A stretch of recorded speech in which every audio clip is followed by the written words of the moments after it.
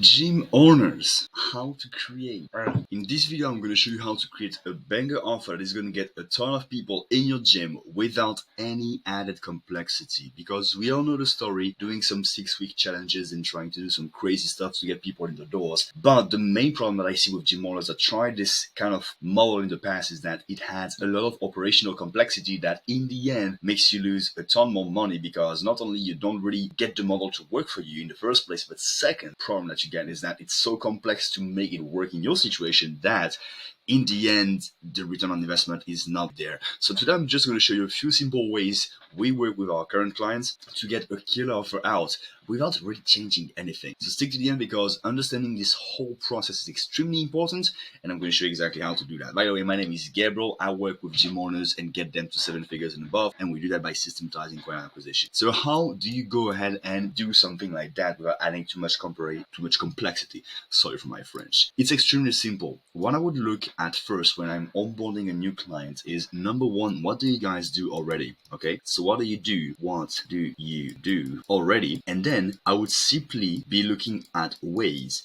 The whole theme of this video is going to be around reframe. All right, so the whole things that we're going to be, the whole list I'm going to be taking you through, it's all going to be around reframing this and making it look like it's something more valuable than what it can be just bluntly said if you just say it like that. For example, we just onboarded one of our brand new clients, which I'm going to hide the name for privacy concerns, but this new client, which is a CrossFit style gyms, what they did is, before any new workout that they would throw somebody in, because as you may know, CrossFit requires a bit more, as you may know, CrossFit requires a bit of knowledge before being thrown in the class and actually doing some CrossFit. So what they did is that they have some form of a personal training model inside of their gyms, meaning that what they do is they go ahead and in the first, before getting anybody in any group session, they do some form of a free personal training session, so that it also funnels people down to their personal training, which is their main source of profit. And they can also teach the people the right moves and the right ways to get prepared for the classes.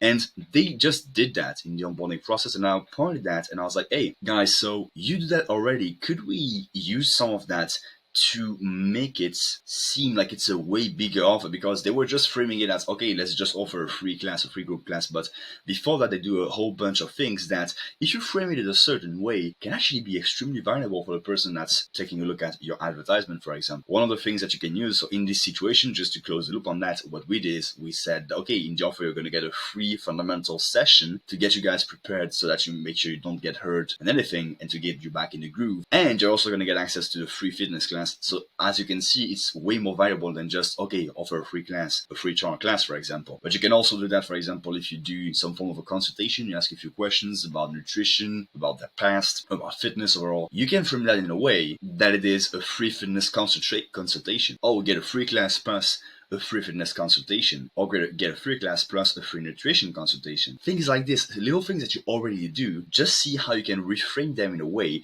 so that it looks more like something that they want. And that's really the thing. It's not framing it as a way that is with technical terms and like, oh, we're going to do mesocycles and things like this. They don't really give a damn. What they really want is to see how this can get them to their goals. Another example, if you're running group classes, and I think if you're a boutique gym watching this, that's a big selling point, is the family aspect, the community of your gym. So you can also add that in the offer. You're also going to get access to a community of supportive people that are going to help you achieve your goals and keep you accountable. That's also a big thing that people love about the gym. The thing is that it's just about putting as much on that little gift that you're creating as possible and making it look extremely enticing, basically. That's the whole thing about this. Now that you're looking at what you do already, there is another bucket of things that you can be taking a look at so that you can just add more value to this and get more people through the doors. Second thing that you guys can be doing is using some third-party resources or resources that you guys make that can be something that you do one time, but that you can easily replicate. Yeah, something that you one time that you can easily replicate. So what's an example of that? So for example, if you did some form of a course, I'm working right now with a martial arts gym that did a COVID little class for martial arts kids so that they can get their next belt. They get white belt and they can get the second belt right after that.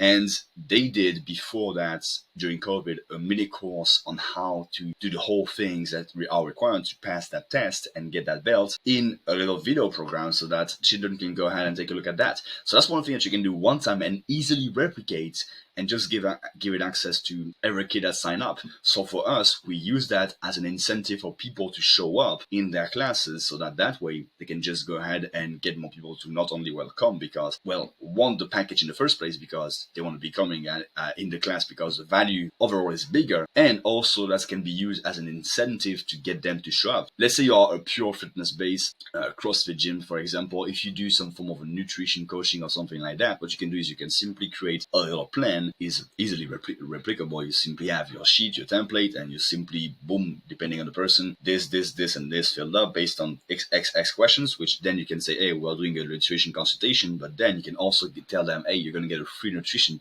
plan upon showing up to the gym. So meaning that, okay, guys, you really have to be showing up to the gym if you do want to get this thing. And it's extremely important because getting people to sign up on an ad on Facebook, for example, isn't that hard. That's not the most complicated thing. The hardest thing to do, and or at least the thing that causes the most problem in gyms losing the return on investment they can get from the ads that they may be running, is the number of people that actually come to the gym. That's really the most important part.